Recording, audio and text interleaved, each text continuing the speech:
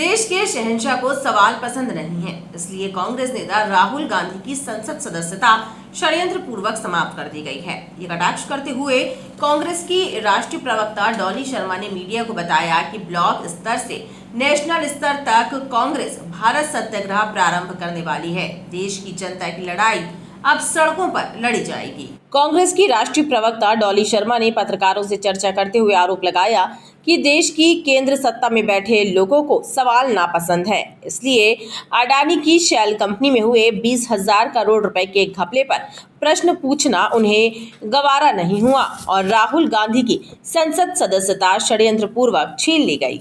विपक्ष की आवाज को जनता की आवाज माना जाता है और ये सरकार सवाल पसंद ही नहीं करती और लोकतंत्र में सवाल पूछना बहुत जरूरी है।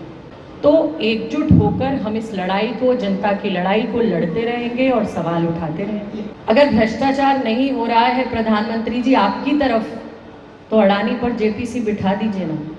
अगर भ्रष्टाचार नहीं है प्रधानमंत्री जी आपकी तरफ, तो नीरव मोदी दावोस में आपके पीछे खड़े थे, वो हिंदुस्तान छोड़कर कैसे भागे? आपके मेहुल भाई हिंदुस्तान छोड़कर कैसे भागे प्रधानमंत्री जी? ललित मोदी हिंदुस्तान के बाहर क्यों हैं? उनकी तस्वीरें तो आपके साथ ही दिखती थी। और राहुल जी जैसा जो हमारे नेता राहुल गांधी जी के साथ हुआ, उसका सामना करना पड़ रहा है। लेकिन हमारे नेता ने कहा संसद का हक छीन सकते हो, लेकिन सड़कों पर मैं ये लड़ाई लड़ता रहूंगा। डॉली शर्मा ने बताया कि कांग्रेस हार मानने वाली नहीं है। ब्लॉक स्तर से राष्ट्रीय स्तर तक भारत सत्याग्रह चलाकर लोगों को सच्चाई बताई जाएगी। पूरा का पूरा फोकस इस सत्याग्रह का, इस लोकतंत्र को, हिंदुस्तान के लोकतंत्र को बचाने का।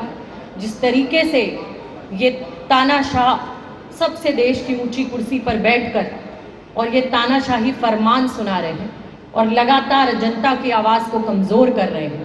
कांग्रेस पार्टी का एक एक कार्यकर्ता डिस्ट्रिक्ट लेवल से, स्टेट लेवल से, नेशनल लेवल तक हिंदुस्तान की जनता की आवाज, लोकतंत्र को मजबूत रखने के लिए उठाता रहे। कांग्रेस की राष्ट्रीय प्रवक्ता ने कहा कि पिछड़ा वर्ग को बरगलाने की कोशिश को कामयाब नहीं होने दिया जाएगा।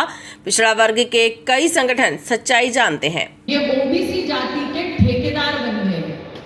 लेकिन मैं आपको बताऊंगी कि ये जो अखबार है, आप ही के यहाँ का दैनिक भास्कर है, और इस दैनिक भास्कर में खुले तौर पर लिखा है कि राष्ट्रीय ओबीसी महासंघ ने केंद्र सरकार को चेतावनी दी है। केंद्र सरकार को कल मंगलवार को दिल्ली में उन्होंने धरना दिया और उन्होंने कहा कि हमारी जनगणना कराइए।